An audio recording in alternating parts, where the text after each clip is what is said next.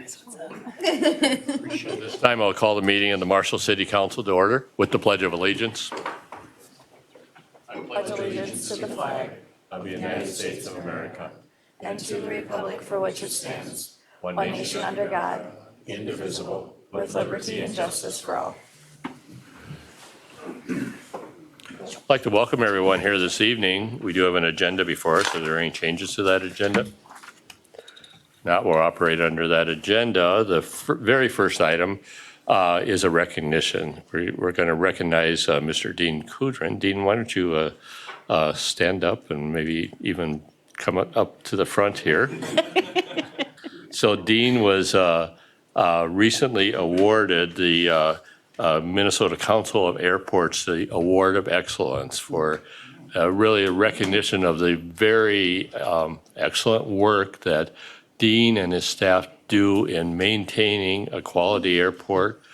Safety and everything is done well, and this is the highest award that the Minnesota Council of Airports does present. So we're very proud of your accomplishments and very grateful for your service. Let's recognize Dean.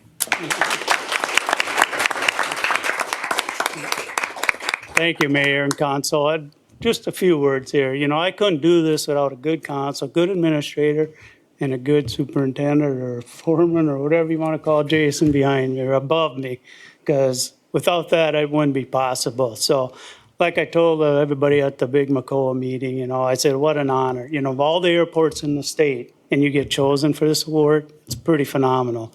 So again, I want to thank the McCoa. I want to thank the city. I want to thank everybody involved in this great award. But again, I couldn't do it alone. I got people under me that are really great maintenance workers. So I just keep striving to go forward. And as long as we keep moving, we're good.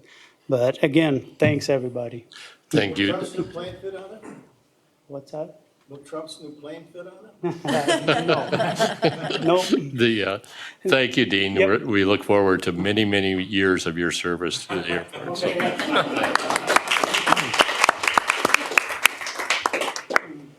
We'll move then to agenda item number 2, which is consider the approval of the minutes of the meetings that were held on April 22nd and May 7th. The council does have those minutes before them. Are there any corrections? If not, I'd entertain a motion. Make a motion. Motion by C. Seconded by Jim to approve the minutes of both meetings as they have been presented. We will move to a vote.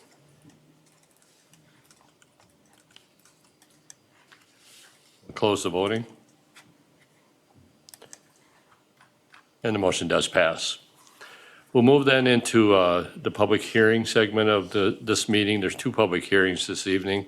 The first public hearing is on the Lion Circle reconstruction project. We'll have a public hearing on the assessment for that project. Following the closing of the public hearing, we'll consider the resolution that will adopt the assessment. I'll call on Jason Anderson, who's the Director of Public Works, City Engineer, to conduct this public hearing. Thank you, Mayor. So this was the complete reconstruction of Lion Circle off of Lion Street near Jewett. Project included sanitary sewer replacement as well as some drainage improvements and then entirely new curb and gutter and street surfacing. The cost breakdown is included in the council packet as well as the memo. You can see that just under 31% of the costs were special assessed, 16% paid by the wastewater fund, 14% by the surface water management utility, and roughly 39% general fund. This project it was being proposed to be assessed over an 8-year term. You do have the assessment roll in the packet. There's not very many property owners on this project, just 4 that are receiving assessments. Staff would recommend that we move forward with it, and I'm here to answer any questions if there are any. Okay, thank you, Jason. Is there anyone present in the audience that wishes to speak as part of this public hearing on this assessment? Does the council have any questions as part of the public hearing? If not, Move we close the public hearing? motion by Craig, Second. seconded by John to close the public hearing. Discussion? If there's no discussion, we'll move to a vote. We'll close the voting.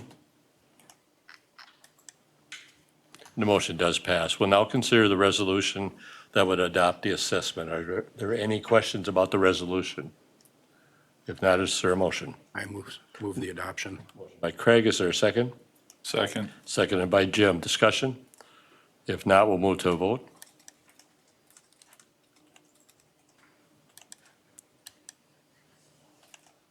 Close the voting. And the motion does pass. Our second public hearing is on the vacation of a utility easement in the Carr subdivision. Similar to our last public hearing, we'll have a public hearing on the resolution that would grant the petition to vacate. And then the second action then would be to consider the resolution that would grant the petition. So as part of this public hearing, I will once again call on Jason Anderson to conduct the public hearing. Thank you, Mayor. We received a petition to vacate this utility easement. There's one on each side of a property line of lots 15 and 16 in Carr Subdivision 1, Block 3. Purpose of this vacation is to make room for new division lots in this area. You'll act on a plat later on tonight where there's 6 lots that are going to be turned into 5 to construct townhomes in a very similar fashion to the townhomes just to the north. This existing easement will sit right on the center of where a building's going to be placed. We did share this with all the utilities locally through our utility contact list. Marshall Municipal Utilities has a streetlight conduit and wire in this easement. The developer will need to pay to move that because it's already there. The new plat will define easements in a different, more proper location for the new lot orientation. So staff would recommend that we move forward. We have shared this. We've heard no other feedback beyond the feedback from MMU. Okay, thank you, Jason. Is there any public comment as part of this public hearing? Any input from the council? Is there a motion to close the public hearing? Motion by Amanda, Second. seconded by C, just to close the public hearing. Discussion on that motion? If not, we'll move to a vote.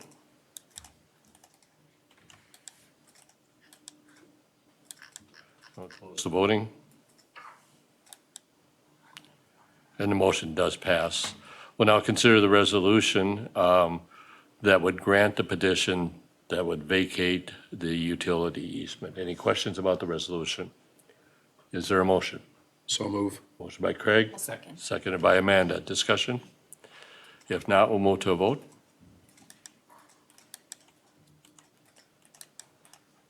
We'll close the voting. And the motion does pass. We'll move then to award of bids. Agenda item number 5. This is the chip sealing on various city streets. We have a resolution that would accept the bid and award the contract to consider. Once again, Jason Anderson. Thank you, Mayor. We received bids on May 1st for this project. We did receive 3 bids, with the low coming from Asphalt Surface Technologies Corp., or Aztec, out of St. Cloud, Minnesota, in the amount of $123,524.17. This is below our engineer's estimate for the project. We do have a map in the packet with the routes that are going to be chip sealed. Due to the advantageous pricing, we would recommend adding Lake Road to the total and allowing staff to add that to the project. If we did add Lake Road, that brings the total to an estimated $148,729.43. So with that, staff would be looking for that recommendation to award the contract for that base bid amount, but allow staff to work with the contractor to complete the project in an amount not to exceed our budgeted amount of $165,000. Thank you, Jason. Questions? Question. What are the names of the streets that you're gonna have? So the question, Jason, is the names of the streets. Sure. South Whitney Street from East College to Jean Avenue, Ellis Avenue, Slate Street, Diamond Drive, Travertine Street, and Granite Street, all in the Stonebridge edition. A Street from Main to Marshall, East Redwood from A Street to the river, East Redwood from A Street to Line Street, Jean Avenue, B Street, and East Lyon from A Street to C Street, O'Connell from Sherman to the Mall Street entrance, as well as Victory Drive. And then, as I mentioned, we'd really like to add Lake Road to the project as well as an alternate. Thank you, Jason. Questions the council has? Where on that map is Jean Avenue? Jean Avenue, Dr. Alfalter is wondering. Near Holy Redeemer. Yeah, Where they say it all the streets' names? sure. On the map, it's identified as Jean ST. That would be an error on the map. It is Jean Avenue. But on the one that you showed up there, it said street. That's correct. That's a typographical error on that map. Okay. Other questions? Not, you have the, I have a question that I haven't had answered. That was a street when we got our house in 62. It's on the title. it was a street, Madison Avenue. Not prepared to dig into the details at this point or at this meeting, but we can certainly talk offline about street naming and convention. Because nobody's been able to answer that question. for now, we'll just call it Jean. Yeah. Any questions the council has? If not, I would entertain a motion. You have the recommendation. I'll make a motion. Motion by C, Second. seconded by John, to award the chip sealing of various streets for the resolution as recommended. Discussion on the motion? There's no discussion. I just never been in favor of this, and I'm even, as we get into the tight budget, I think that we should even step back from the alternative streets at least and just stick with the base bid, because as you know, next year, as I always, and not that I'm joking with EJ, but we know that next year's gonna be a really tough budget year, and we need to start looking at where can we save some money. And this is the second time we've had a bid that came in way under, and we take it right up to the top and spend all the money. So, but I've never been in favor of chip sealing anyway, but I would like to see at least to do just the base bid. Any other discussion on the motion? If not, we'll move to a vote on the motion.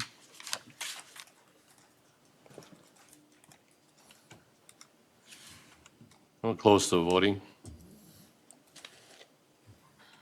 And the motion does pass. We'll move then to agenda item number 6, award of quotes. Consider the authorization for the Public Ways Department to purchase of John Deere 1585 mowers under the state contract. Once again, Jason. Thank you, Mayor. I'll introduce this topic, and then if there's any questions on the equipment, Dean Kudrin is here as well.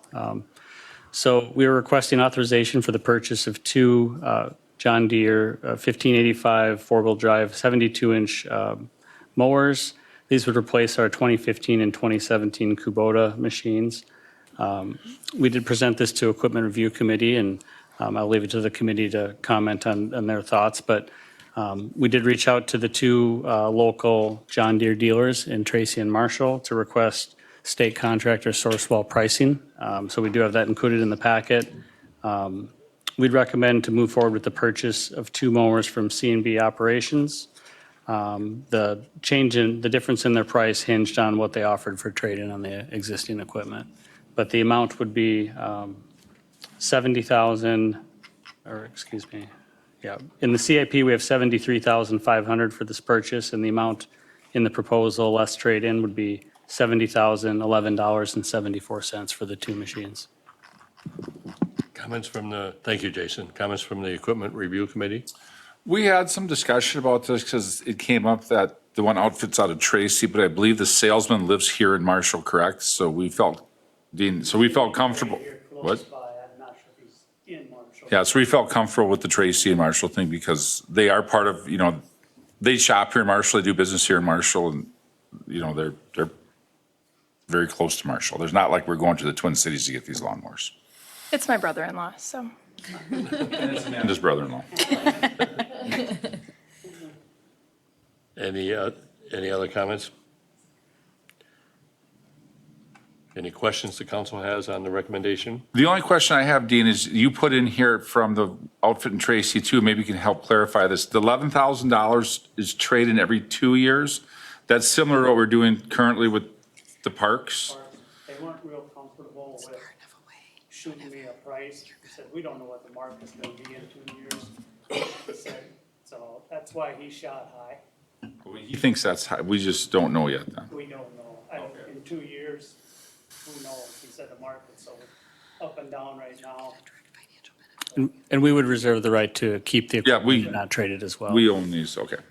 Okay, any other questions? If not, what is the wishes of the council on this recommendation? I'll make a motion. Motion by C, Second.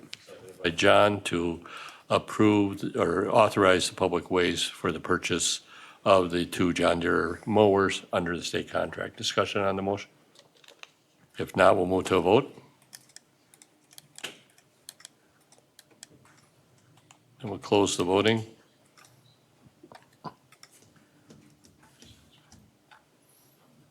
And the motion does pass, and you're abstaining, right? Or, Yeah, I can. okay. Well, no, one abstention. We'll move then to the consent agenda. We'll bring the items on the screen up on the consent agenda. And they include, consider the request of performance food service for street closure of West Fairview Street on Saturday, May 17, 2025. Set a public hearing for the MS4 permit program, summary of the 2024 activities, the amendments to Chapter 22-4, mobile food units and food carts, and consider the approval of the bills and the project payments. So is there any item on the consent agenda any member wants removed for purposes of separate discussion? Number 7. Number 7's been removed. Any other item? If not, I'd entertain a motion for the remaining items on the consent agenda. Motion by Amanda, seconded by Craig. Discussion? If not, we'll move to a vote.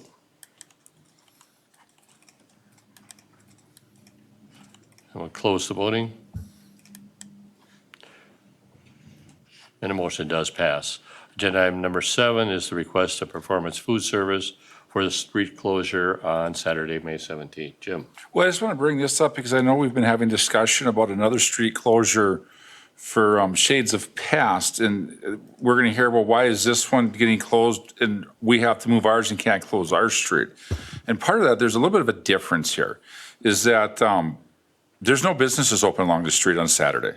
And there's there's a little disruption of traffic, but it's not a real busy street on Saturdays because Altar's closed. MDI's warehouse, they're also closed on Saturdays. They're not active to their warehouses. So and I know that Councilmember Schaefer's working diligently with Shades of the Past to try to find an alternative for their activity for a future year. But I just wanted to clarify that there's a little bit of a different street closure.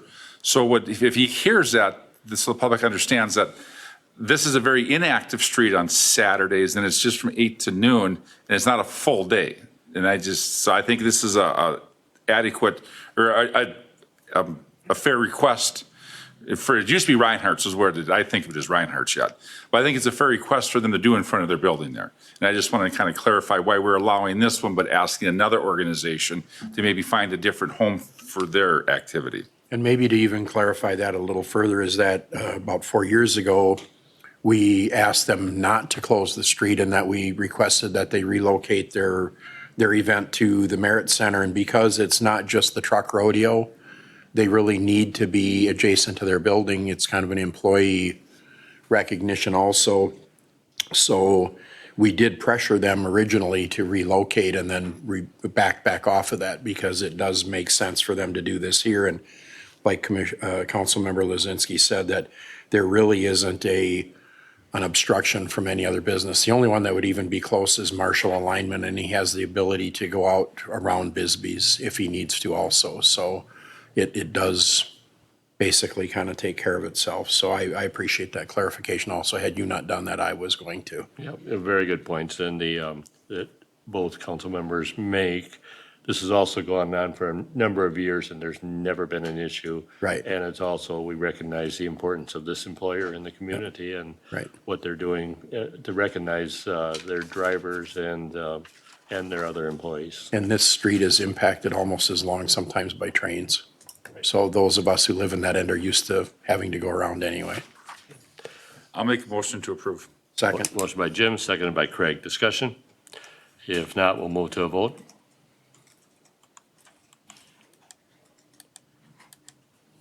We'll close the voting. And the motion does pass. So we'll move to agenda item number 11. Agenda item number 11 is to call for a public hearing regarding the proposed property tax abatement.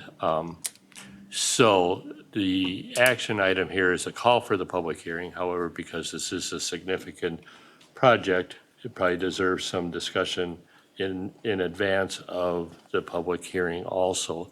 So I'll ask Lauren Deitz to introduce this topic. Lauren Deitz is Economic Development Director for the City of Marshall. Thank you, Mayor and Council. Rebound Partners, a Northfield-based development firm, is seeking commercial tax abatements from the City of Marshall to support the construction of a Hampton Inn hotel near the Red Barn Arena. Building a Hampton Inn adjacent to the arena presents a strategic opportunity to meet our growing hospitality needs and capitalize on the area's expanding event and tourism sectors. The proposed project's location offers convenience for event attendees, reducing transportation needs, and enhancing the overall visitor experience. The proximity to major highways and the city's amenities makes it an attractive location for both leisure and business travelers. Hampton Inn, as part of the Hilton brands, brings their reputation of quality and consistency. Its presence would not only meet the lodging needs of our visitors, but also elevate the city's overall hospitality profile, attracting more events and tourists to the area. In speaking with representatives from some of our major employers, event venues, youth sports organizations, a clear consensus can be observed that Marshall lacks both quantity and quality of rooms needed to support our lodging demand. Included in the packet, you can find some testimonials that were provided, which gives examples of some of those challenges that have been created with our current hotels during different events and for corporate use. Historically, the city has worked with several developers dating back to 2013 on the development of an additional hotel in the market. A feasibility study from that time indicated the city could support a 60-room limited service hotel by 2016, and this would have been in addition to the sleep-in which was being constructed at the time. A study from 2016 indicated there was feasibility for a 104-room hotel located at the site identified for the current project, but the city at the time was unable to meet the assistance that was required in order to get the financial feasibility to work. In 2021, we completed a comprehensive hotel market needs assessment, which indicated Marshall could support a 60 to 70-room upper to mid-scale hotel, with that recommendation based on the competitive set as to not be drastically larger than the hotels already in our market. And we did have that study updated and verified in 2023, knowing that that need does still exist. So the request for tax abatement assistance is based on a financial analysis indicating that without such support, the project would not be feasible. And we do have our municipal advisor available for questions tonight as well, Michaela Hewitt, and she'll be available following the presentation by Rebound. So I will welcome Scott up to complete his presentation. And as he's coming up, I want to correct what I said as far as when I was introducing this agenda item. I said it was calling for the public hearing on the proposed property tax abatement. I neglected to add that it's also calling for the public hearing on the business subsidy. So both would be at the same hearing. Okay, welcome. Thank you, Mayor, council members. My name is Scott Kester, and I'm with the Rebound Partners Rebound Real Estate Group. And thank you very much for allowing me to come and introduce our project and to provide a little more context as to the development efforts that we're working on right now. As Lauren referenced, we're proposing a Hampton Inn, which is part of the Hilton brand family members of the properties. Just a quick outline. Opening remarks, I'll introduce a little bit more about our Rebound team, the kind of the history and timeline of what we've been working on for the site, touch base on the market study results. I think we all know where the site is, but I'll touch base on that. Highlight some of the benefits of the new hotel, our abatement request, reasons for local support, and then wrap up, and I'll be available to answer any questions and things after the presentation. So thank you for allowing me to spend some time here. Rebound Partners, Rebound Real Estate, we like to talk about impact investing as part of our group, so that there's both a community return and an investor return. The community return is, we're looking to introduce a national leading hotel franchise, stimulate some economic activity here, retain and attract businesses to the community, vitalize community development, and support hospitality needs. But we also look at supporting our investors to allow them to have a reasonable return, allow to build equity, an inflation hedge, and also take advantage of any tax benefits with depreciation and financial returns.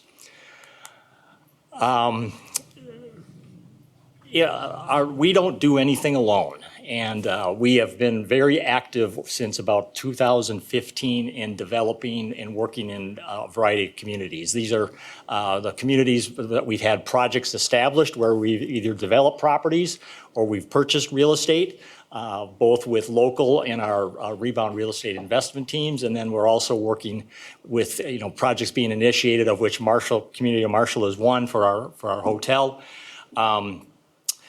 Over the course of these projects, we've raised about $32 million of equity, private equity for our projects.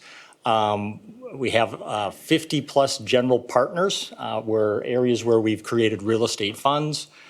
We currently have about 35 properties that are now owned, and we have over 400 investors, limited partner investors that have been part of our projects. You can kind of see we're concentrated in the southern part of Minnesota. But we have started moving up further north as well with additional properties. We're also looking at a Hampton Inn in Thief River Falls, and we're also doing some mixed-use housing in Bemidji and senior co-ops in Baxter as well as Bemidji communities.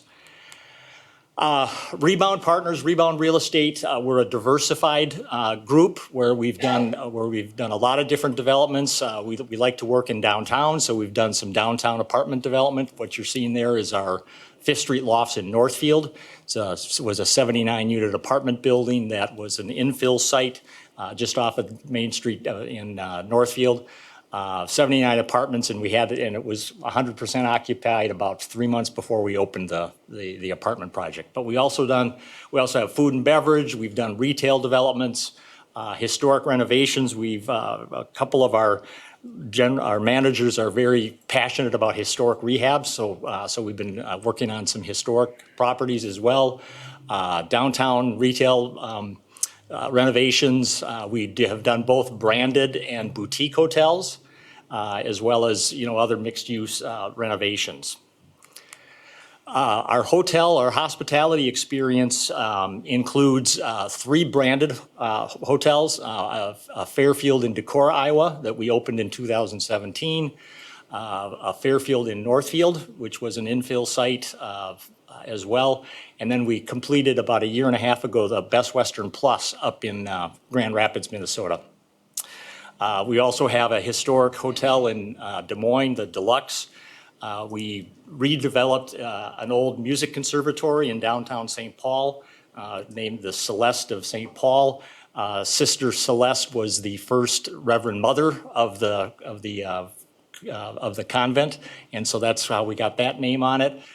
Good news, we opened that property up in 2019, and then COVID hit, so we had to close it down for about 6 to 8 months in 2020. But it's back on its feet and doing well.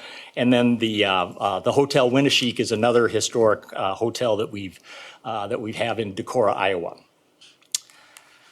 As I indicated a little bit before, we don't do anything alone. We try to work with communities and other partners. And so I just wanted to provide this slide that kind of shows some of the other support that we've done. We've worked with local colleges in Decorah and Northfield to help provide sub-debt or preferred equity on our Fairfield projects.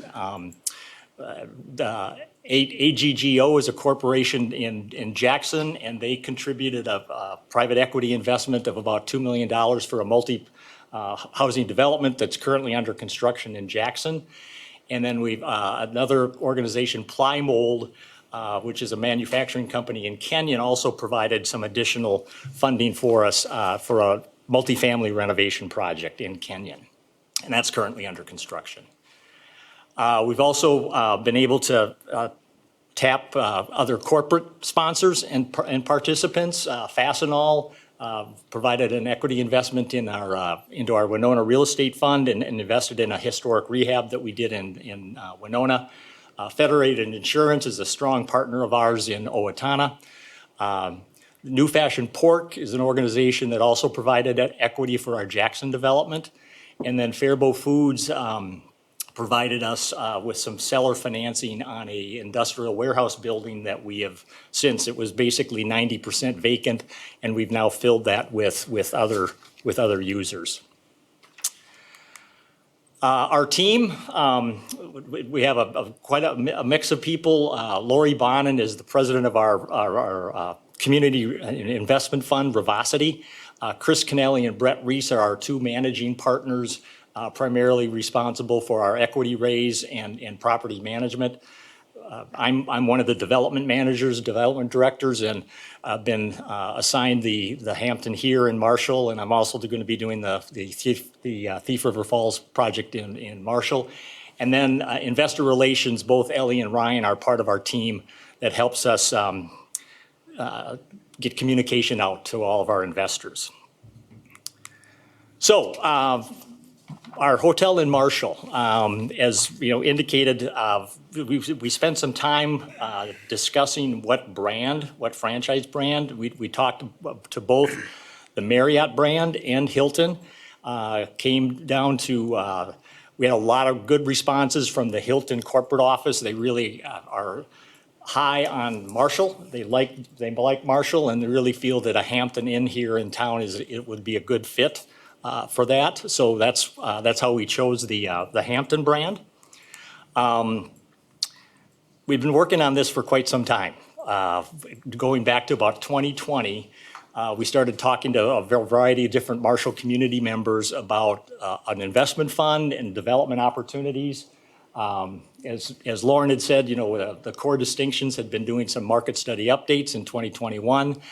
In 2022, we purchased the property adjacent to the Red Baron Arena, and have basically been working on the hotel planning since then. In 2023, we selected our hotel management company. I'll bring that up on the next slide. And then we've been working now with developing our performas, doing our projections, talking with city and other local investors and communities. And our goal is to hopefully start construction yet this fall in 2025. By the way, the two parcels, we did just sell we call it our restaurant pad, to Tim Swenson, who's here. So Tim's bought. So now we have the single hotel site. That's what the property is that we'll be talking about here. I touched base on Rebound Real Estate, Rebound Partners. We'll be the developer. Kazan is our architect and engineering partner. They specialize in hotels. They're out of Fargo, but they've done projects nationally. Moe's Contracting, we did pricing two different times for the project, and we selected Moe's Contracting. They're out of Owatonna. They do a lot of multifamily and hotel work. They most recently finished a hotel in Owatonna, a country or courtyard project in there. And then the property management firm, FCH, First Call Hospitality, they're also out of Fargo, has specialized in hotel management and development for 20 plus years. They currently manage 14 hotels, and so First Call is really our management partner that's helping us with our projections and financial assessment. So we also, in addition to, Core Distinctions doing their study, we also did our own kind of research looking at it, especially with First Call Hospitality, looking at demand driver results. We did our own community interviews, and everybody is very high on the site that's being located, just its location to the arena, location in town where it is. We feel it's a very good, high-profile site, and a site that's going to help make our development successful. Some of the demand generators, they're corporate, government, medical, you call it the SMERF, the social, military, education, and religious fraternal, is very strong with the leisure groups and the sports teams, tourism coming. Southwest State University is also a group that we've been talking to, and also talking to about maybe some SUDEP participation and things like that.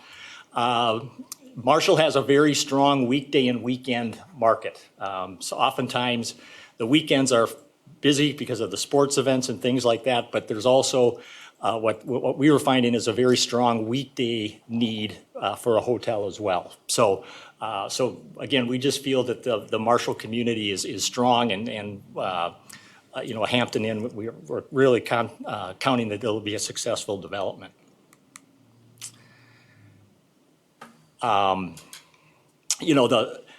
The local market was showing leakage, is what they call it. So there's people that have come to Marshall, but then they leave they come for business, they come for sports, and then they leave to go to a different community for a hotel because they're looking for more of this mid-scale branded hotel for Hampton, of the Hampton piece. This property will have a fitness center, it'll have an indoor pool. With this mid-scale property, we'll have a complimentary hot breakfast. There's a lot of food and beverage options next to the property as well. And we are going to have some suites in changing out some of the property, so it's not a Hampton Inn and Suites, but it's a Hampton Inn with some suites there that we're adding, because that was also part of the market research and community discussions that we were having, indicated that that could be supported as far as the hotel design goes. Community, I won't go through all of these here, but community support for the new hotel. Visitors from other schools end up staying out of town. In talking with the Southwest State University representatives, they're starting to get more of students that are coming for the whole semester and staying and need housing, and it's an increase for family weekends and different things like that. So they're also very positive in seeing another hotel in town that they can support that. But like I said, I won't go through all these, but again, the market just seems to be very strong here for the property. There's the site. Right adjacent to the Red Baron Arena. We've met with the city, we've met with the Hilton leadership, and kind of the orientation of that. Maybe I should share. So we're doing a Hampton Inn prototype, and so a lot of it is the baseline. It's a proven product. It's proven with materials and design and things like that. And so that's what we're showing here, and it's 84 rooms. Maybe I don't think I said how big the hotel is, but we're looking at an 84-room hotel adjacent to the Red Baron Arena there. So the development assumptions we have is 84 rooms. The total development costs, including hard costs, soft costs, FF&E, we're a little over $16 million, which translates out to about a little over $192,000 a door or key. We are raising $3.35 million. That's going to be the private equity that our development team is working on right now. We're showing subordinated debt and we're talking to Running Supply, Southwest State, CJ Schwann's about participating in that. We've been talking with the city about a forgivable loan of $500,000, and then we're also looking at some additional funding with some other not-for-profit organizations that can provide some low interest financing for that. Operating assumptions on stabilization, which we were looking at for year 3, we're running at about a 68 to 70% occupancy, and then an ADR, average daily rate, of $148 from that standpoint. Again, we feel very doable. Those are rates for our other franchise hotels that we're experiencing in Northfield, Grand Rapids, and Decorah, and so we feel that that's a very solid projection. Quickly running through the financing sources, looking at an $11 million senior debt, and we've got term sheets from 2 banks that we're working on for the senior debt piece. Looking at with an EDA loan of $100,000 from Marshall EDA. These are the Southwest Development Commission, Southwest Initiative.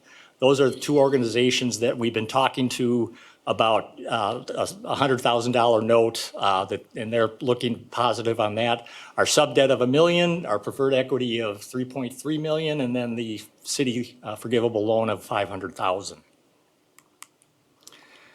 There's the, kind of the breakout of the construction cost that gets us to the $16,150,000. So what we're looking for is we put in a request for a 10-year city tax abatement, as well as a 10-year abatement from Lyon County. The purpose for that is it's going to help us bridge the financing gap and ensure project feasibility. It'll help us support higher construction costs that we've been experiencing, and feel that this will be a great economic development for the city of Marshall on that. Other benefits include additional lodging tax revenue, job creation during and after construction, and then additional accommodation options for residents, employers, and visitors to the city of Marshall. Here's kind of how the abatement breaks out. So the abatement would not come into play until 2028, so after full tax assessment. And then we're running this down as a sliding scale, as we've talked with city staff on that. And then we're running a similar breakout percentages for the county tax abatement. So there you'll see, the abatement for the city is $518,000. The county would be $280,000 over that 10-year period. And then we just kind of ran the remaining years, 2039, that you can see then the full taxes once the abatement is completed. So without tax abatement, it's going to be pretty tough to do a hotel on this property, in that just due to costs, interest rates, there'll be a missed opportunity for economic growth. Potential decline in property values, and by doing a development, you can ensure some future investments, and the like. With tax abatement, 10 years may not seem like it's a short-term period, but can go by pretty quick. We think that this hotel will help encourage additional development in the city of Marshall, stimulating some jobs. We feel it'll enhance the property values in the area. And hopefully it can retain, all the existing businesses, because now there's another property or a hotel that can service, their business folks and travelers and things like that. So I won't go through all of these, but again, benefits of the Hampton, economic growth, expanded tax base, boost to the local businesses.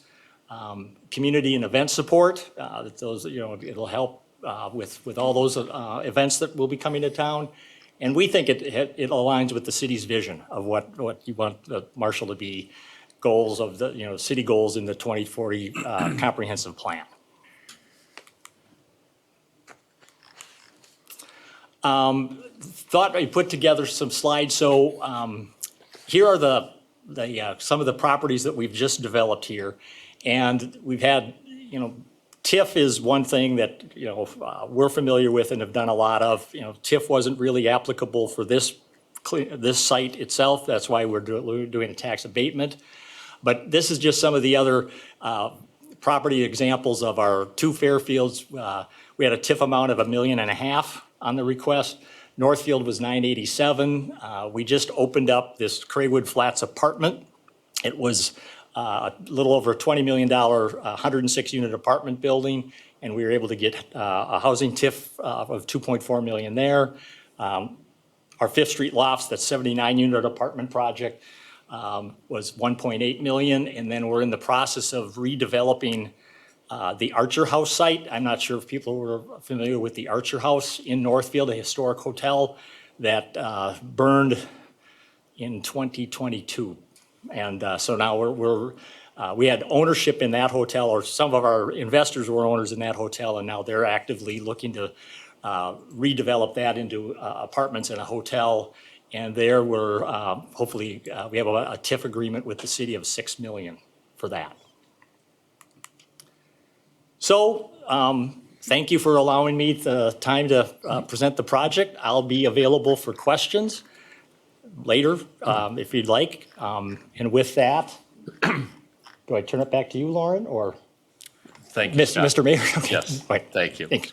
And as Lauren had indicated, Michaela Hewitt is present. She's with Baker Tilly, who is the financial advisor for the city, and Michaela can maybe provide some detail about the mechanics of the request and specifically the tax abatement. So, Michaela, welcome. Thank you. Good evening, Mayor, members of the council. I have a couple of slides prepared just to walk through what the request is and a reminder of how tax abatement works, and then we'll be happy to answer any questions that you might have on the financing. So again, you heard from Scott's presentation, the request for financial assistance from the city. I'll expand a little bit, is two parts. One, their request is for tax abatement based on the new value that would be generated on the property. They're requesting a percentage of the city's share of taxes generated by the new development. That's the focus of the numbers that I have in front of you.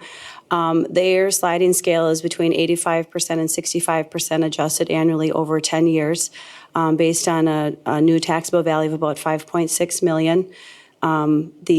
That average annual amount is about $50,000 based on the percentage and then some inflationary growth.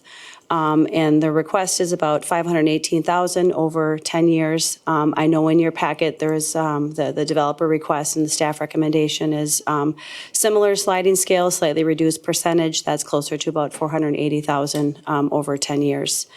The other part of their request is it was included in their capital, one of their funding sources is what they're calling a forgivable loan.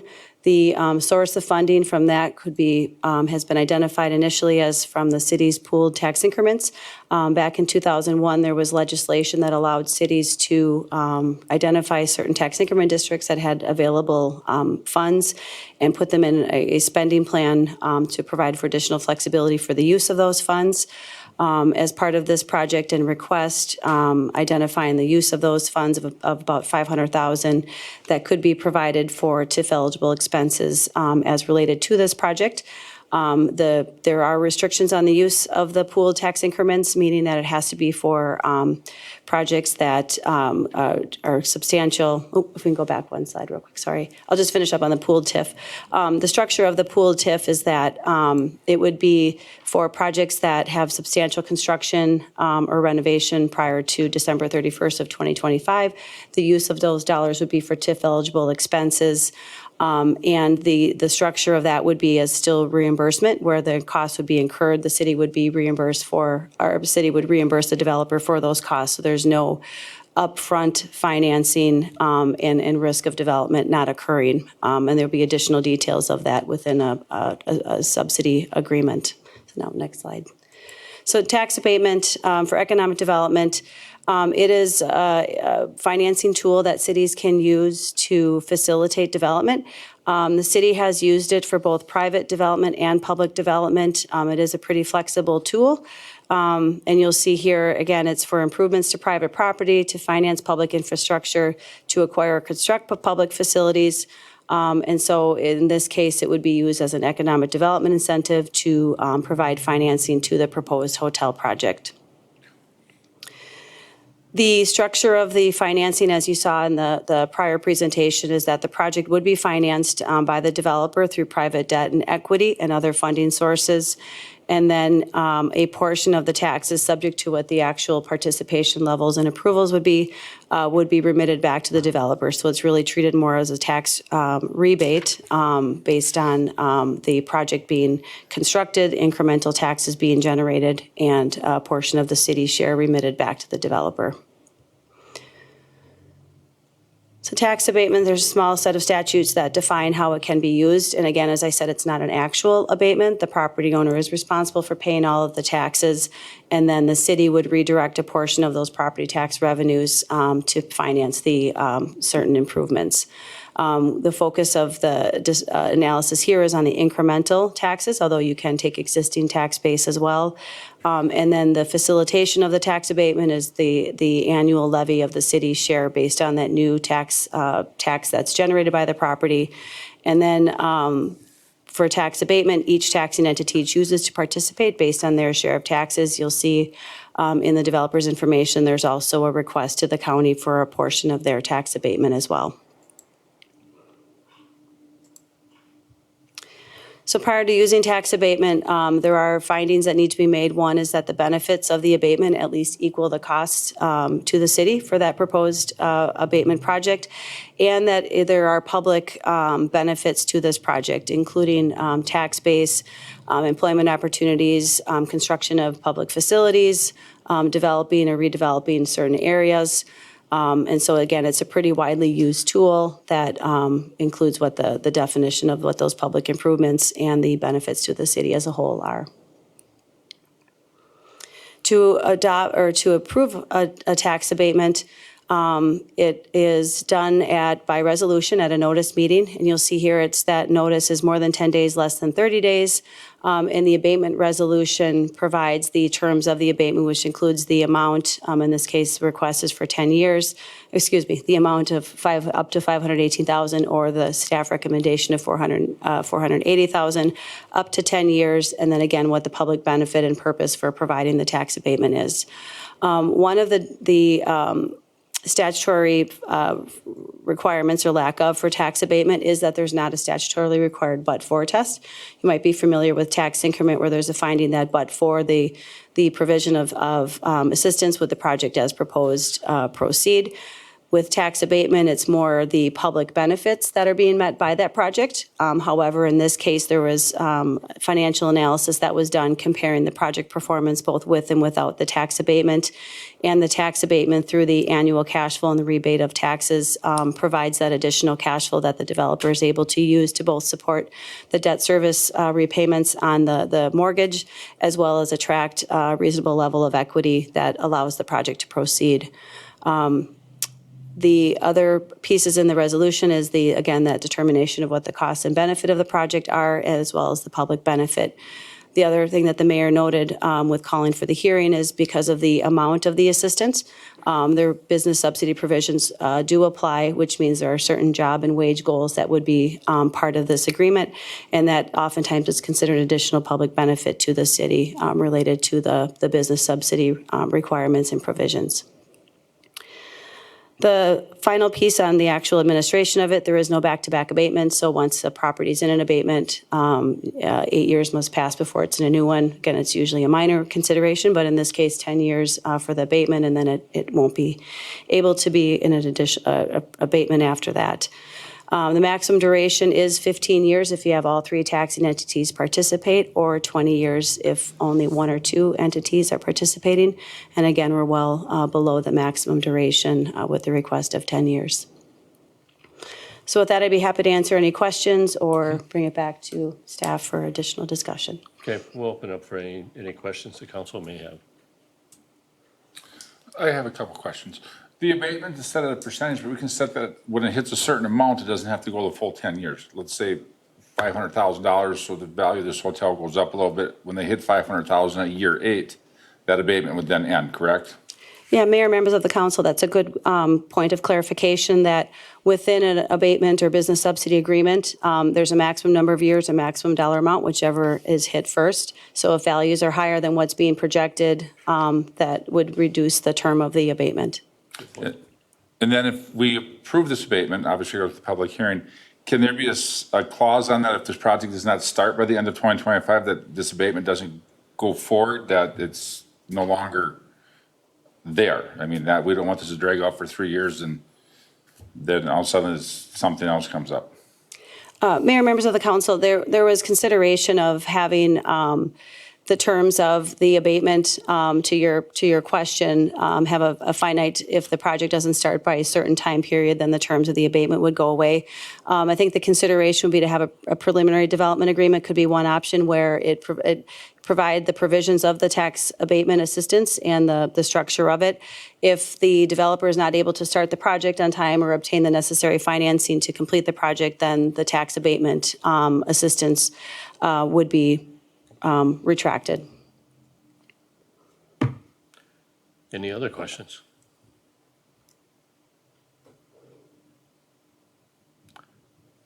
Lauren, do you have anything to conclude here?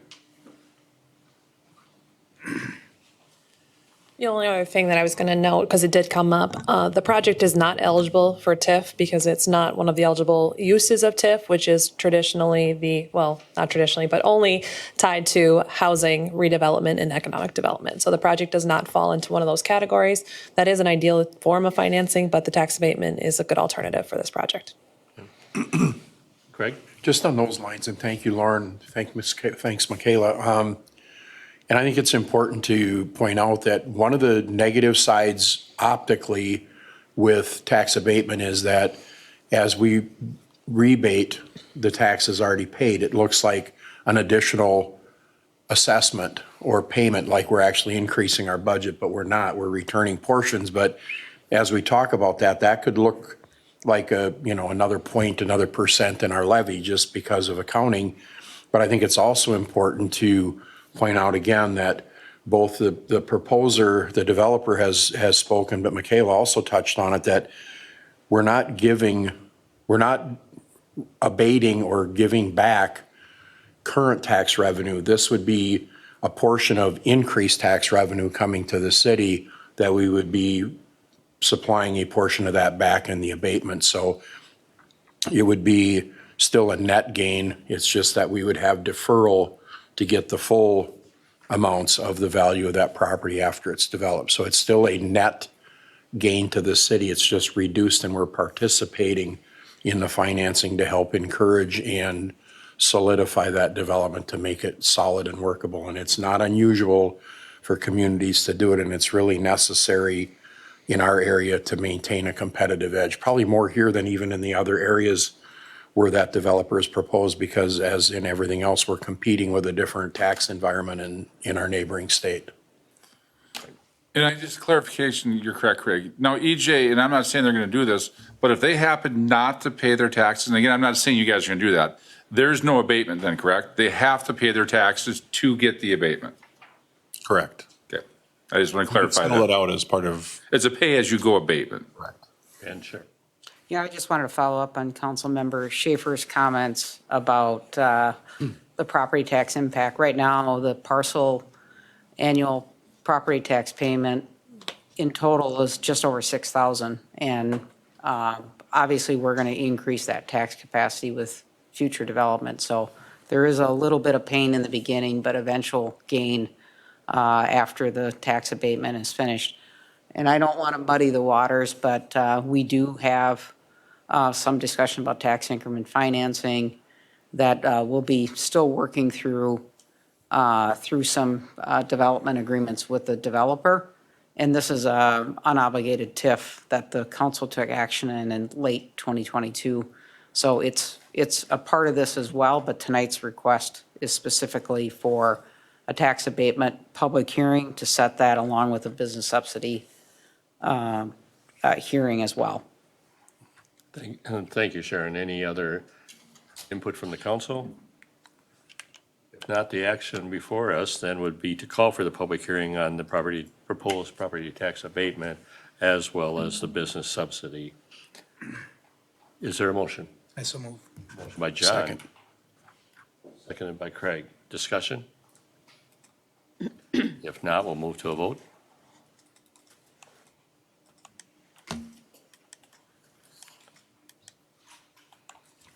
We'll close the voting. And the motion does pass. We'll move then to agenda item number 12. By the way, thank you, everyone who was part of that discussion.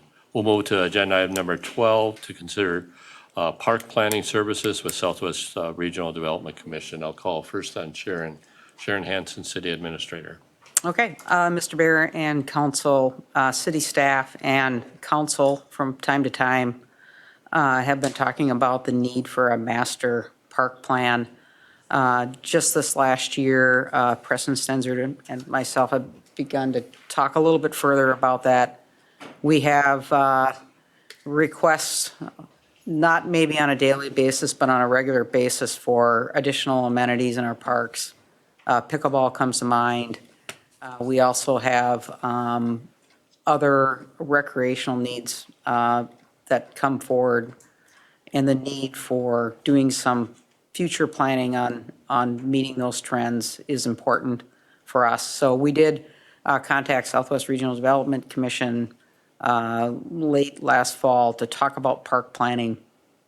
And we really kind of paused a little bit on the action to take further action until now, and I'll explain that in a little bit on why we kind of delayed that decision. But we do have a proposal from Southwest. And just, I put this in the memo, just to cover this really briefly. The master park plan is really a foundation for future decision-making, program planning and budgeting. We do want to see a document that not only talks about the existing costs of our facilities and maintenance, but future needs and what those costs may be. Thus, we'll have a better roadmap to planning for some of those investments. And then in the memo, it talks about some of our past planning that we most recently did, the comp plan, some trail planning we did, indoor rec study. And then also, most of you are aware, we have a parkland fee. We've recently had our city attorney do a review of the ordinance. It has been a legal ordinance. It continues to be a legal ordinance. We meet the state statute requirements because we talk about park and some planning in our comprehensive plan, but a master park plan really furthers the parkland fee ordinance because there's a requirement in statute for the parkland fee to connect the fee to park needs. So this plan will solidify our parkland fee and the ordinance that supports it. I have 11 slides. Preston's going to help me with a couple of them, and I just want to cover a little bit of some background on park planning. And if you could just hit the next slide. I kind of covered why we want to do this in a brief manner, and I also point out in detail the memo on some background on this, but I want to hit two other things real quick. One is that we're always looking at entertaining grants and outside sources of revenue. It's often, they really want a document to point to that really shows the need. And even though Preston and others in our community can maybe advocate for us, it's always good to have that outside third party kind of give us that in one particular document. So that will provide maybe an opportunity to give us some backing for future grant requests. And then secondly, I do want to point out there are going to be some projects in the future that the master park plan isn't going to solve everything. If it's a large project, we're still maybe going to want to get additional community input, and we're going to need architectural engineering services and the like. And we saw that with the Aquatic Center, where we did a lot of community engagement and a lot of planning around that particular aspect. Next slide. I do want to talk briefly, too, about some ideas in the past that actually produced some great results. And so I'm going to just cover those really briefly, and they're cool slides, too. Just a little talk about our first park, which is Liberty Park. It originally was called Whitney's Grove.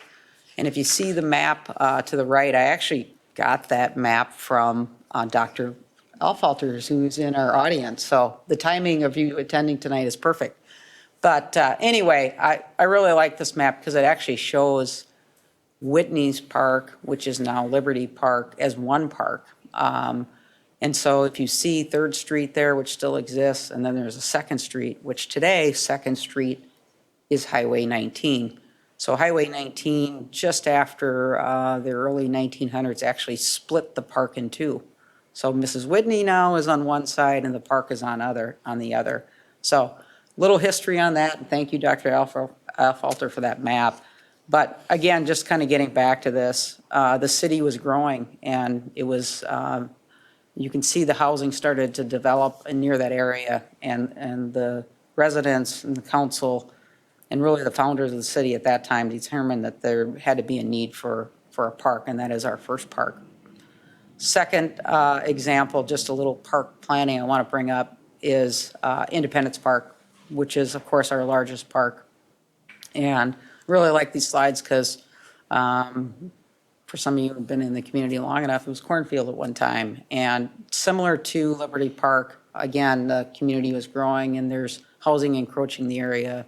And there was a drive to really look at developing the park. The other parks we had in existence at the time were maxed out on its use. So I think they've got a couple more slides on this. This was some original planning. I think now we've got a little more sophistication, but it's kind of cool to see those old boards that were put out and what might be. And then I believe there's another slide, and I like this slide too because it just kind of shows all that work, and we've got a beautiful park.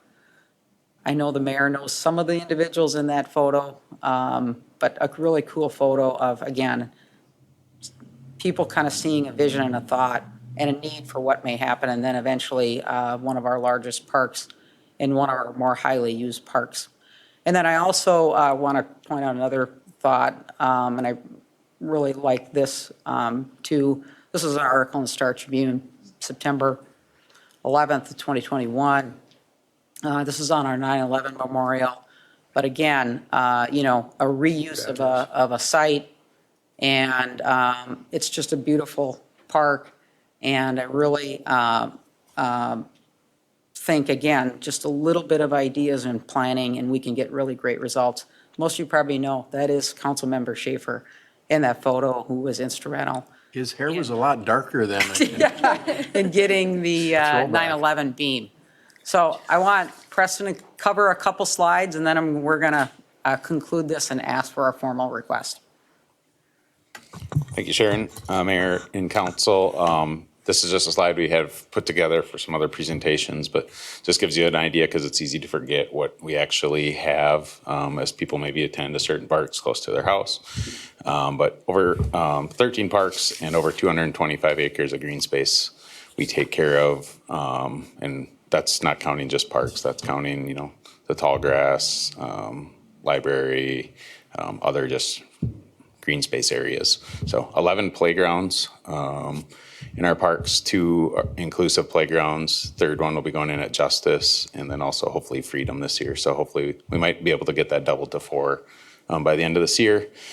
14 softball and baseball fields that are used daily. Over 28 miles of bike trail on and off street. 7 picnic shelters, 13 bathroom facilities, 3 that are open every day of the year. 6 pickleball courts, like Sharon mentioned, still a need. It's growing continually. We probably need to double that number to get kind of to where we need to be. 3 tennis courts. Sand volleyball has kind of been one that's feathered off a little bit. We've removed some courts, but we still have 4. An archery park out by the Merit Center.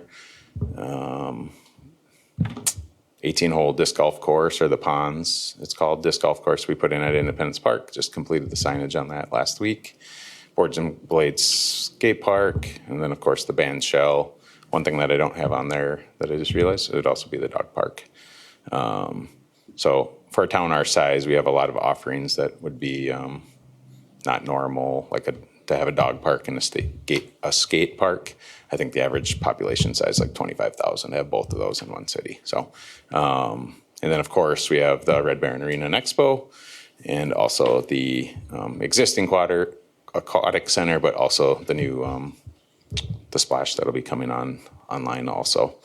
So just lots and lots of things that we take care of, which is great, and all of our parks are really nicely kept due to everything we try to do to maintain and keep them first class, but it also means there's a lot of stuff to maintain. So not only this year, but in all the years. So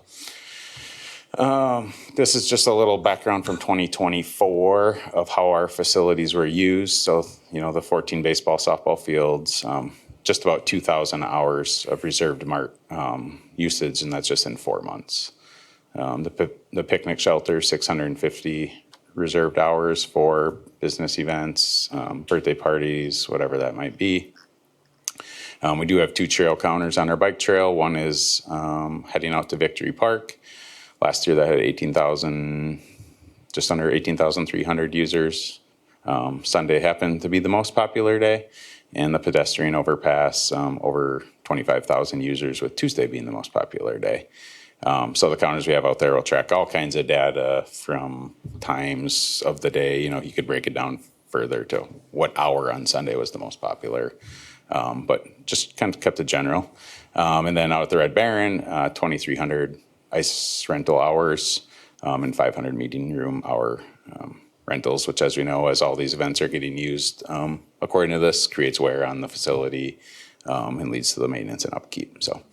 And then the aquatic center last year, it's hard to imagine that last summer was what I'm going to call a cooler summer compared to how our spring/summer is starting this week. But we were down about 5% from 2023. I think we closed early many times last year, where in 2023, I think we closed early like once. So just kind of ride the weather patterns, but still 19 to 20,000 is pretty average. 23 was a high year with 22,000. So. Just want to conclude on this, on why we are looking at this now. And maybe before that, the slides that you presented kind of do point out we got a lot of activity and a lot of things happening. The 3 examples I gave, great ideas, great results. We need to really pull it together. And we are starting to see, requests or changes to some of those parks. We often hear, why don't we put it in Independence Park? Well, does that make sense for our community? And should everything be stuffed in Independence Park? So we're hoping kind of this master park plan can kind of pull it all together and make sure that we continue to make good decisions. But back to the why now, we did find out from the University of Minnesota Design Center, which is part of University of Minnesota. They actually have landscaping, engineering students, and professors who formed this design center, who then told us in January of 2025, so past the point of budgeting for our 2025 budget, that we were accepted into the program. And what this meant is that it would be a great partner with Southwest Regional Development Commission and allow us to do this park planning at a reduced level in terms of cost. Typically, we've seen park plans well over $100,000 in cost. New Ulm, for example, is recently or in the process of completing a master park plan, and their costs are $100,000 plus. So we want to take advantage of the U of M Design Center selecting Marshall, and of course the proposal from Southwest Regional Development Commission, and putting those 2 together. I already mentioned the park land ordinance and the fee, and then just talking about the demand, our community needs, and the age of our facilities and future amenities that need to be occurring. I did have a request via the memo to approve the contract with Southwest Regional Development Commission for technical service regarding a master park plan. This isn't an amount not to exceed $40,000. We do have representatives from Southwest Regional Development Commission, Executive Director Jay Trusty, who used to be my boss back in the day, His hair was not white when I was working for him, right? I didn't cause that. Anyway, and then Jason Walker, a planning specialist with Southwest Regional Development Commission, if there's questions on their particular services. So I'll turn it back to you, Mr. Mayor. You might have some comments as well. Thank you. Well, I think there's been a lot of information that has been shared. The only thing that I would add would be, you know, and Sharon, you really touched on this, that this would be a guide for future investments in our park system, both private, donor funded investments as well as public investments. Second point would be, it would be helpful as we look at where some of these improvements are made. And as Sharon has mentioned, a lot of things, you know, go into Independence Park, and an idea comes up, and is a comprehensive park plan would really give you more of a guideline of, you know, where should those investments be placed? Should they all be going in Independence Park, or should they not? However, since I mentioned Independence Park, and that is our largest park, having a park plan is one of the requirements in designation as a regional park. Now, whether or not Independence Park could qualify as a regional park, you know, is yet to be determined, but certainly it is acting as a regional park because it really is serving for regional events that are happening, whether it's Light Up Tonight, or whether it's 4th of July, or all the other large regional events that really take place there. And then also, I think the park planning would be helpful as we look at reuse of the current aquatic center site, you know. Because there's a lot of ideas, and then how is that really going to be sorted out so that it is a sustainable and lasting investment for the city. So I think this is a good idea. I think planning is a good idea. But I would open up for any other input or questions.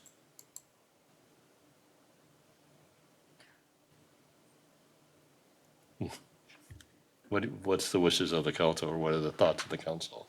I motion to approve it. I'll second that. Motion by Amanda, seconded by Craig to approve the request for park planning services with Southwest Regional Development Commission. Now, discussion on that motion. Well, and I want to say that, you know, we say it all the time. I think the community recognizes it. Preston and his staff do an amazing job. I think our parks are something that, I mean, to say that something to be proud of is just an understatement. I mean, it is amazing to me. I'm proud when I talk to people, and it's amazing how many people you run into now that recognize Marshall, either travel through or come here for certain events. And I mean, I was in Charlotte, North Carolina a week and a half ago and ran into former council member David Sturrock's brother-in-law, and sitting at a conference having lunch and strike up a conversation about where you're from. And he's going to be here for graduation, and he's been here before, and he raves about the parks and what a beautiful community it is. So I personally am proud, and you can't sit on that. You know, I think to be planning ahead to what is our future and where our priorities, and one of my personal has been the band shell, and to continue to move forward with that and to have those master plans on not only what should it look like, but how do we pay for it? How do we prioritize it? And if you don't have a good plan, you're not going to have a good financial plan either. So I really support this. Any other discussion on the motion? I should recognize both Jay Trusty, as Sharon has, and Jason Walker from Southwest Regional Development Commission. You don't need to speak unless you feel compelled to, but is there any other discussion on the motion? If not, we'll move to a vote.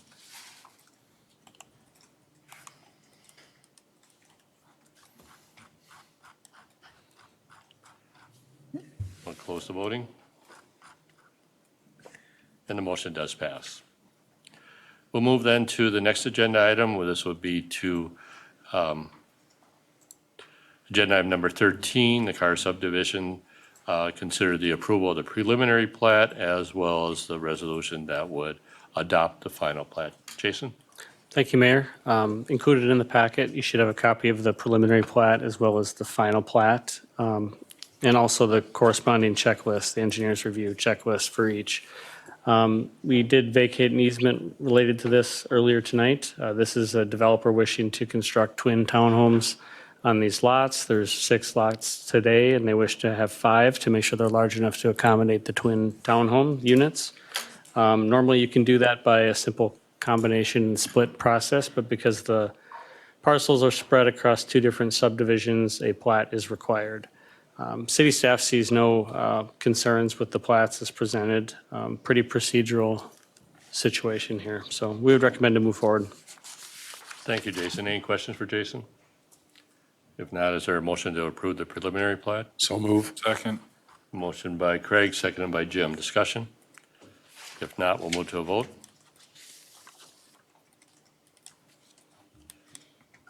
Close the voting. And the motion passes. You have the resolution that would adopt the final plat. I move the resolution. Motion by Craig, Second. seconded by John. You Discussion? don't have to whisper. Didn't come out. Any discussion on the motion? If not, we'll move to a vote. And we'll close the voting. And the motion does pass. Agenda item number 14, Highway 23 Storage Edition. Similar action, consider the preliminary plat as well as the resolution that would adopt the final plat. Once again, Jason. Thank you, Mayor. Same as the last, the preliminary and final plats and the checklists are included in the packet. Also very similar to the last in that there's 3 parcels here being combined into one, and normally that could be done without a plat, but because there's different subdivisions present, a plat was required. Developer wishes to put another storage unit on this property. This is the storage unit property behind or west of Brow Brothers. City staff has reviewed, and we see no concerns with the plat being presented, so we would recommend to approve the preliminary and final plats. Questions the council has? If not, is there a motion to approve the preliminary plat? So moved. Motion by Amanda, seconded by Craig. Discussion? If not, we'll move to a vote.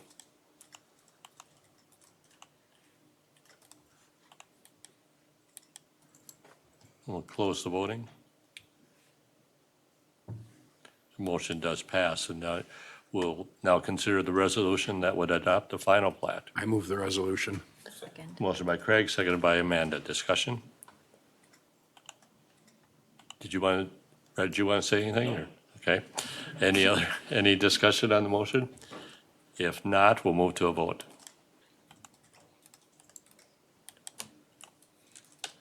And we'll close the voting.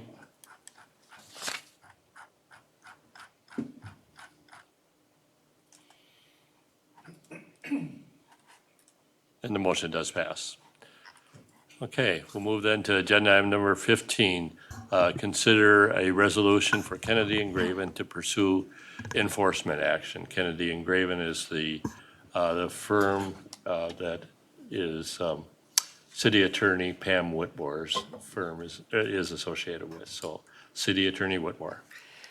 Thank you, Mr. Mayor, Council. So this evening, we have in front of you a resolution to provide direction to us to be able to start an enforcement action regarding alleged violations of our city code at the Broadmoor Valley Manufactured Home Park. You're familiar with this park. You hosted a meeting last week, May 7th, for the closure notice on that property.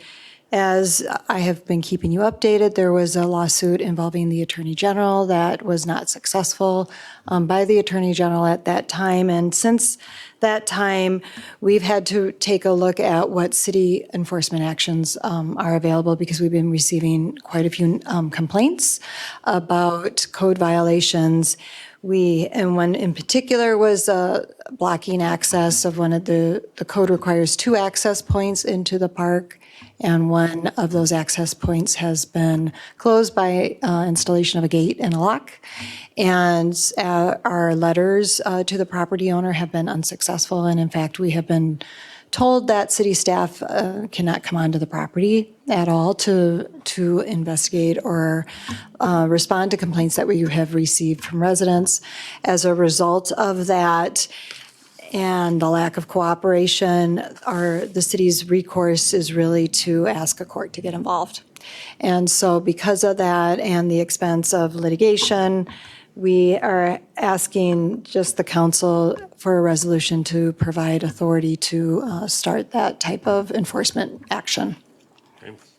Questions for city attorney? Is there a motion in support of the request? I move the resolution. Second. Motion by Craig, seconded by C. Discussion? No discussion, we'll move to a vote.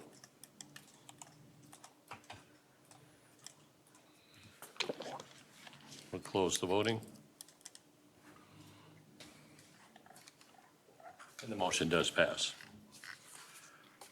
The agenda item number 16, appointments to various boards and commissions. Earlier this evening, the council did meet in special session, interviewed applicants who are interested in being on the Diversity, Equity, and Inclusion Committee.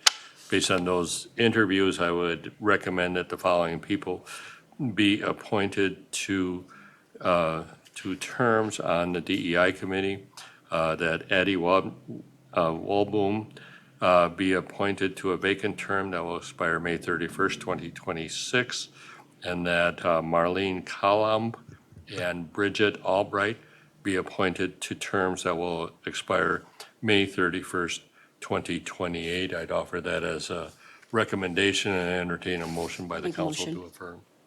I'll second it. Motion by C, seconded by Jim. Discussion? If not, we'll move to a vote.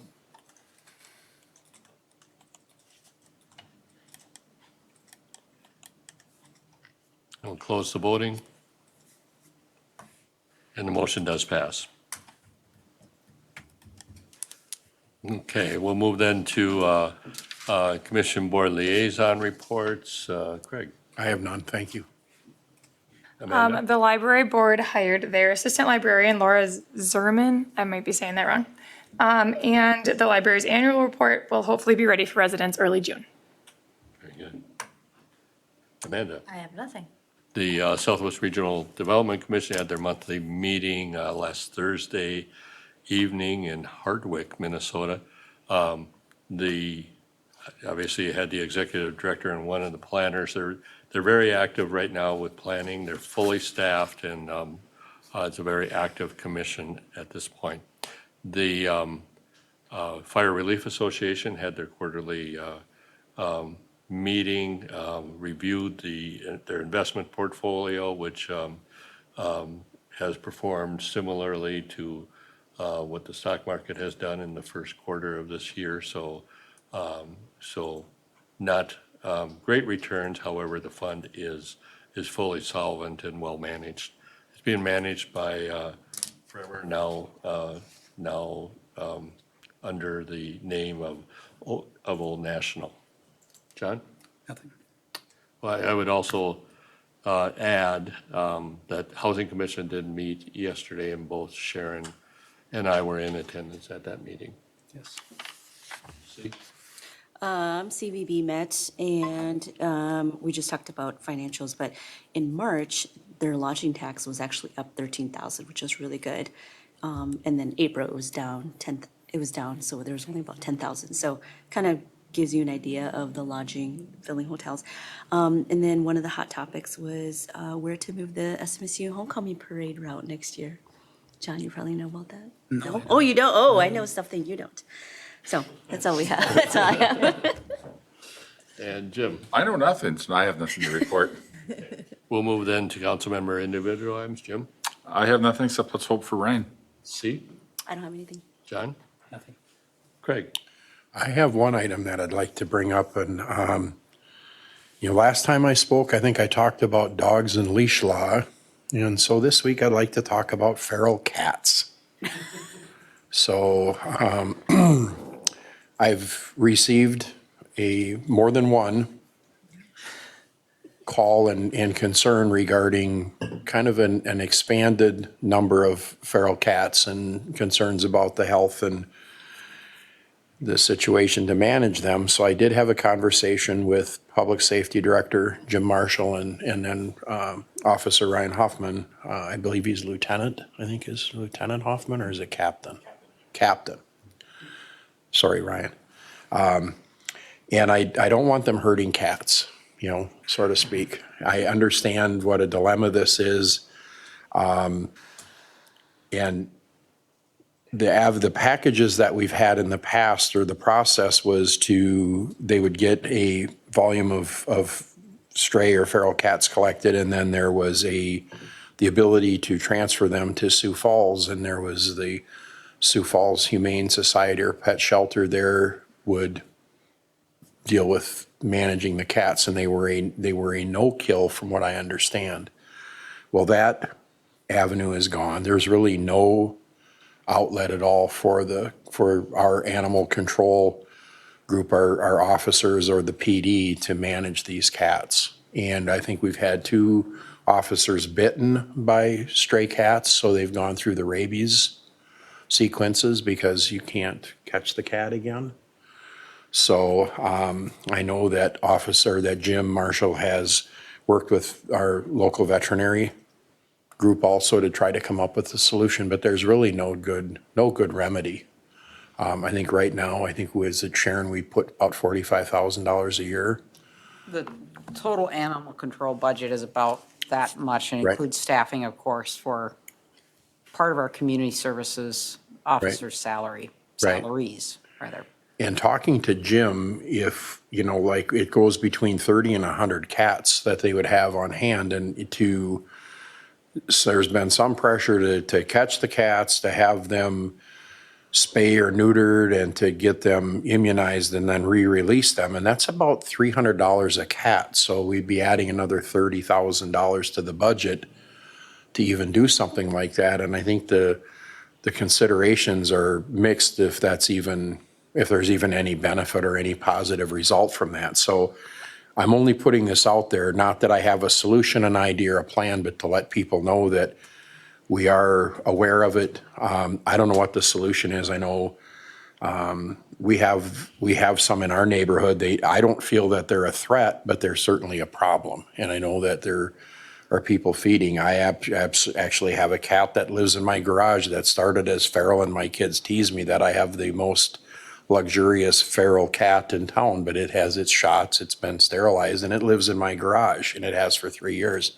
I don't like cats, but I have a cat because I care about it, but I don't want to adopt all the cats. But I'm just putting it out there that somehow we have a problem with that, and I don't know what the solution is, but for all of you out there that are frustrated with the feral cat situation, I feel your pain, and for all of you out there that are concerned that something harsh would be done with those cats, I feel your pain there too.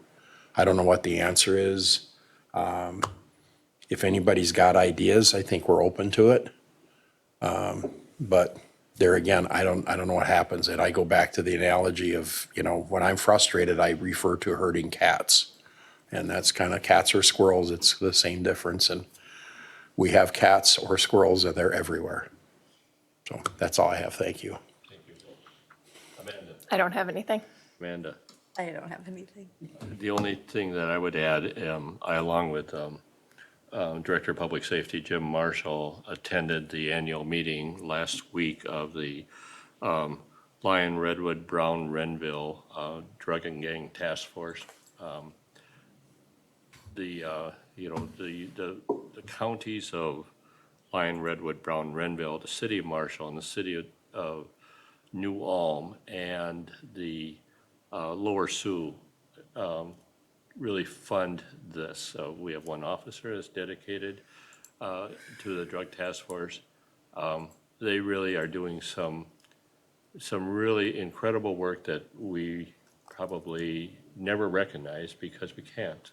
But it's very important work, and it's a very enlightening. There's a lot of things that they are working on that we take for granted as a safe community that they need to deal with so that we can remain a safe community. So I appreciate the work that the Drug and Gang Task Force continues to do. With that, you had the remaining items on the agenda. We'll move then to staff reports. I Sharon? have nothing, Mr. Mayor. Jason? I included a brief memo in the packet for an update on the AT grant application. Council authorized us to submit for active transportation grant funds to the state of Minnesota back in December. Happy to announce that we've been awarded $155,803 in matching funds through the AT program. This provides the 20% cost that we were going to be on the hook for the East Line Trail project for 2026, which is a trail from Main over to Jewett Street along East Lyon. So that's really great. With this funding in place, along with the $605,276 we already secured in transportation alternative funding, that project should be fully funded outside of engineering fees, at least construction. So that's really good. Just want to thank everyone for their patience with the College Drive project, which is now in full swing, and detours are up, and hopefully everybody's found their way. Minnesota Hill Charles reconstruction should start next week, Monday, we're told. Work will start in the alleys first, with water main work occurring there. Mill and overlay project is underway with curb and gutter repairs and sidewalk ramp repairs. We would expect that project to be done by the end of the month. And I think that's all I've got. Okay, any questions for Jason? Pam? Nothing. We'll move then to the remaining items that include the administrative brief for the council's review, as well as the report of cash and investments, our listing of building permits, as well as our listing of upcoming meetings. Is there any other item to come forward at this meeting this evening? If not, is there a motion to adjourn? I motion. Second. Motion by Amanda, seconded by Jim to adjourn. Discussion? If not, we'll move to a vote. And we'll close the voting. Motion passes. We are adjourned.